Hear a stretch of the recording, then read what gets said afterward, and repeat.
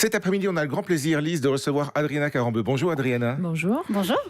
J'ai la première réflexion que je me suis faite quand vous êtes entrée, c'est mon Dieu, qu'est-ce qu'elle est grande quand même. C'est vrai, c'est fou. Hein, voilà. On vous voit sur je suis pas petite, sur les catwalks, on vous voit à la télé, mais c'est toujours très différent en naturel. Est-ce que vous êtes déçu? Pas du tout. Bon. C'est déjà voilà. ça. Et je trouvais que vous étiez vraiment très très bien dans votre émission avec Michel Simès, donc c'est dommage que vous n'ayez pas continué. Bon, ça nous éloigne du sujet d'aujourd'hui. Ça durait 11 ans. Ouais, mais ça aurait pu continuer encore. Non, parce qu'on a fait le tour. Je t'aime parce que je t'aime et voilà tout. C'est donc un livre, je ne sais pas si je peux dire un livre d'amour ou un livre sur l'amour. En tout cas, c'est le livre d'Adriana Carambeu. Un livre sur l'amour alors plutôt? Oui. Oui. Sur l'amour. Ça tombe bien, en ce moment on devrait parler un peu plus. Oui, c'est vrai. Ouais, c'est vrai. Ça ferait pas de mal. C'est pas pour...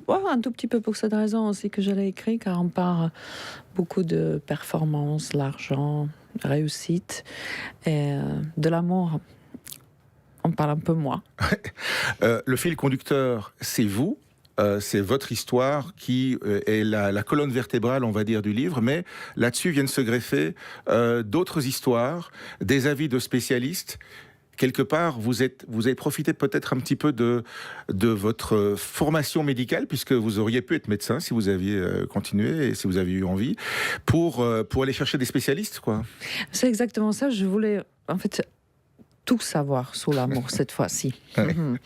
L'amour est important dans ma vie, comme dans la vie de beaucoup de personnes, mais moi je suis vraiment extrêmement sensible. J'adore aimer, j'adore d'être aimée. Et comme quelqu'un m'a dit récemment, tu comprends rien à l'amour, je me suis dit tiens, peut-être cette personne a raison. Donc je vais mener ma petite enquête. Et d'où mon besoin de spécialistes, c'est des psychologues, psychiatres, médecins, sexologues, philosophes. Il fallait m'éclairer comment ça marche dans le corps humain. J'avais déjà une petite idée, car j'ai 3 ans de médecine, il est vrai, mais j'aimerais bien... Je voulais le mettre dans le livre, car je pense que c'est fondamental de vraiment comprendre comment ça marche. Qu'est-ce qui se passe dans le corps humain quand on tombe amoureux, par exemple. C'est fascinant. La petite boule au ventre. Ouais, des papillons et tout ça. Comment ça fonctionne? Est-ce que c'est pareil pour tout le monde? Et pourquoi les êtres humains vivent cette magnifique expérience différemment. C'est pour ça, d'ailleurs, j'ai interviewé aussi des personnes. Je voulais avoir aussi d'autres témoignages pour comparer ou pour montrer qu'on peut vivre justement la même chose, mais juste différemment. Chaque personne est unique et chaque amour est unique. Ouais. Et ça m'a permis d'être un peu plus indulgente avec vous-même. Parce qu'on s'est dit, on est des humains et ça peut arriver. C'est pas parce que j'ai mal géré, c'est juste que ça arrive, c'est humain. C'est l'amour sous toutes ses formes, hein, puisqu'on passe de l'amour fondamental, donc celui des parents, à l'amour passionnel, à l'amour toxique. Enfin voilà, chaque chapitre raconte un petit bout de votre histoire. Est-ce qu'il y en a un qui vous bouleverse un peu plus que les autres d'amour, ou qui vous a bouleversé un peu plus? Moi, j'ai une idée de la réponse. Évidemment, c'est l'amour viscéral. Vous avez pensé à celui-là parce que c'est un enfant, ça transforme une vie. Et c'est un amour. Moi, je ne me suis pas attendue à ça, à ce tsunami. Et je dis ça dans mon livre, que c'est le seul moment ou c'est le seul point de lequel on peut recommencer sa vie. Ça change juste tout. Et c'est tellement magique. Ça, pour une femme, c'est un événement incroyable. Ça transforme. En tout cas, moi, ça m'a transformée. Et aussi ma vision sur moi-même, sur la vie. C'était un grand événement. Est-ce que ça a transformé votre vision sur votre enfance, sur vos parents? Parce que vous le dites aussi dans le livre, de l'amour à l'enfance, c'était pas gagné. Enfin, il y en avait du côté de votre mère, il y en avait du côté de vos grands-parents qui sont très importants pour vous. Mais l'image du père prend un sacré coup dans l'affaire. Hein. Oui, c'est terrifiant pour un enfant. Et je me suis rendu compte quand j'ai eu ma fille à quel point c'est terrifiant. et comment on peut faire ça à un enfant. Donc ça, j'étais obligée de revenir un peu sur mon passé car j'ai eu ma fille et ça m'a bouleversée deuxième fois. Énervée aussi. Mais c'est comme ça. C'est ma blessure qui saigne plus. Et j'avais, surtout avec ce recul, depuis ma fille, j'avais plus envie que cette blessure écrit ma vie. À un moment donné, il faut se dire, ça suffit. Mais c'est aussi une blessure dans l'enfance qui explique évidemment beaucoup de choses par la suite, parce qu'on pourrait se dire, tiens, c'est bizarre, une femme qui a brillé sur les plateaux de télévision, qui a brillé sur les podiums, sur les catwalks, qui a eu besoin d'être regardée, le fait que vous ayez, entre guillemets, voulu vous effacer, pas physiquement, mais je veux dire, on ne parle pas de suicide ici, on parle d'être juste discrète, d'être invisible quand vous étiez enfant. Quelque part, il y avait un besoin de reconnaissance, quoi. Parce que ce métier m'est tombé sur hasard. Ouais. Donc, d'entendre... C'est une sacrée transformation, déjà. D'entendre à l'extérieur, ou recevoir les compliments de l'extérieur, c'était ma survie. Et même, je savais complètement, j'étais au courant que ces compliments sont superficiels, mais ça m'a fait du bien. Ça m'a permis d'ouvrir mes yeux et de me dire je peux exister un tout petit peu, parce que je vous promets, je n'existais pas avant. Donc c'est un chemin, c'est un processus qui était très long mais important. Ce métier m'a donné énormément. Il vous a aussi donné un petit peu d'amour pour vous en dehors de la notoriété et de ce que ça a pu vous apporter. Le fait d'être possiblement placardé dans la chambre de jeunes filles, de jeunes hommes, est-ce que ça a changé votre image de vous-même ? Est-ce qu'à un moment donné, vous vous êtes dit, en fait, je suis belle et je mérite d'être aimée, moi aussi, comme les autres, quoi ? Oui, après, c'était... petit à petit, j'étais évidemment contente quand j'ai fait quelque chose de bien. Je n'étais pas traumatisée à ce point, mais de se reconstruire, c'est vraiment un long truc. Et cette peur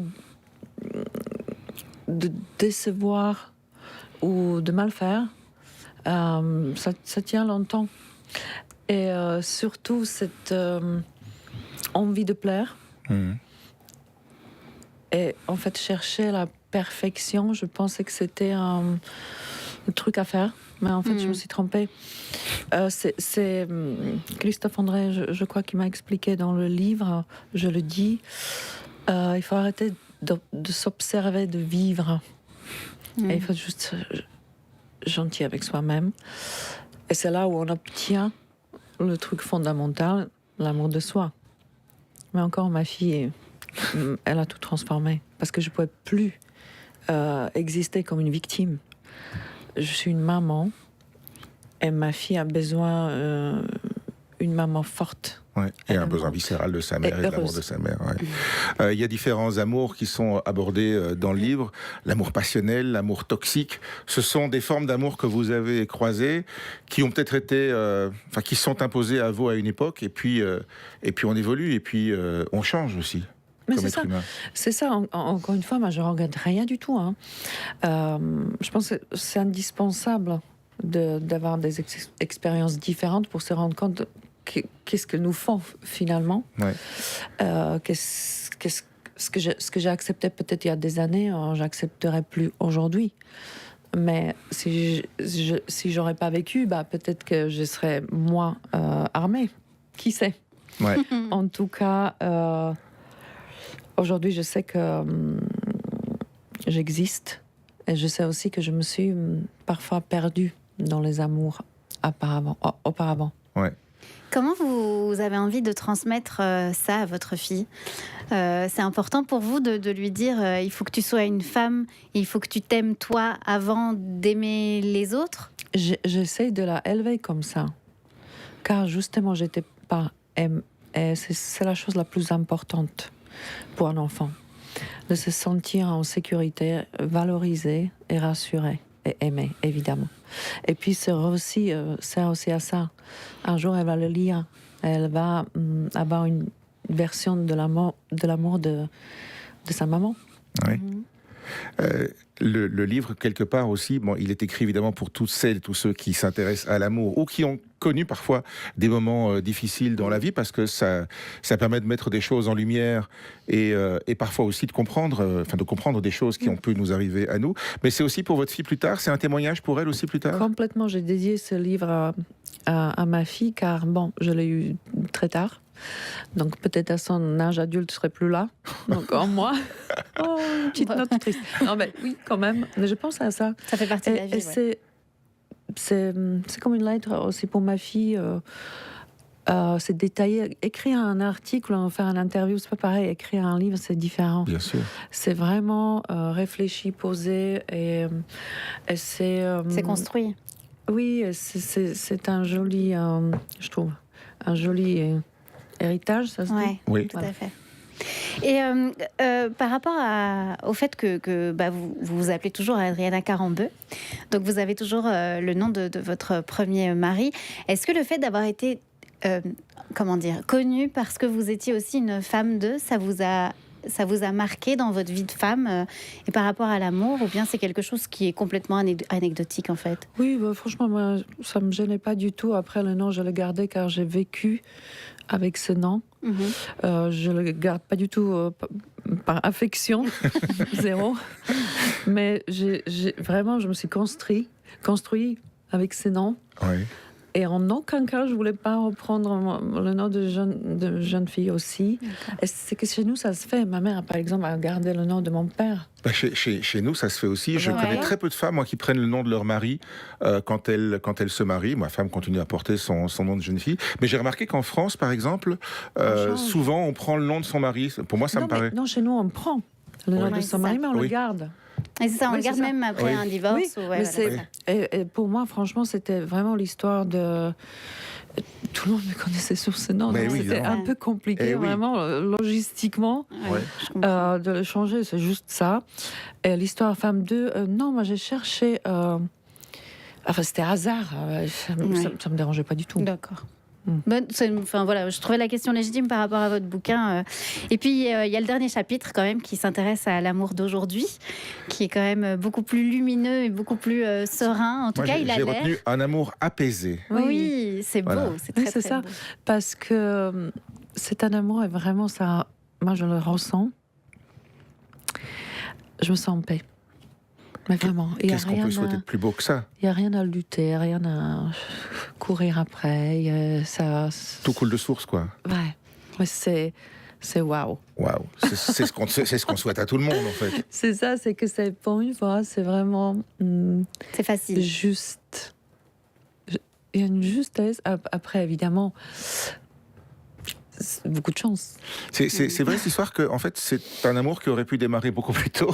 Oui, je sais, mais bon. On ne refait pas l'histoire. Non, voilà. L'histoire ne repasse pas les plats, paraît-il. Personne n'était libre. Voilà. Voilà, la vie. Et il a fallu tout ce chemin pour en arriver là. Donc finalement... Ça n'aurait peut-être pas été pareil. Ouais, il y a le temps. Chacun fait son chemin. Voilà. Mais c'est vrai. C'est quand même un livre sur l'acceptation aussi de la vie, en fait. Hein, votre livre sur l'amour. En fait, acceptation de la vie. Oui, de ce que la vie peut nous apporter et qu'on en fasse quelque chose, quoi. Non, mais c'est surtout qu'on est très content et qu'à cet âge-là, on se dit jamais n'existe pas et toujours non plus. Donc, il faut vivre vraiment le moment. Et pourquoi j'ai dit cette phrase à la télé? Parce que peut-être, je me suis dit, ouais, j'y vais, quoi. C'est maintenant. Oui, c'est ça. Et pourquoi pas, évidemment. Voilà. Et bingo. Et donc, pas besoin de poser la question qui se trouve en 4e de couverture. Est-ce que tu m'aimes? Ça, c'est l'évidence, quoi. Non, mais c'est que... oui, cette phrase, cette citation commence comme ça. Pourquoi tu m'aimes? Oui. Et ça, c'est la réponse. Je t'aime parce que je t'aime et voilà tout. Parce que l'amour est quand même... ça reste quand même quelque chose de très, très mystérieux. On aime, parfois, on n'a pas besoin de savoir pourquoi. Le fait d'aimer, c'est le principal. Et d'être aimé. Exact. Adriana Carambeu, je t'aime parce que je t'aime. Et voilà tout. C'est chez Le Duc. Et il est bien écrit sur le livre, La vie est une histoire d'amour. C'est ce qu'on souhaite à tout le monde. Évidemment. Merci beaucoup, Adriana. Merci à vous. Merci.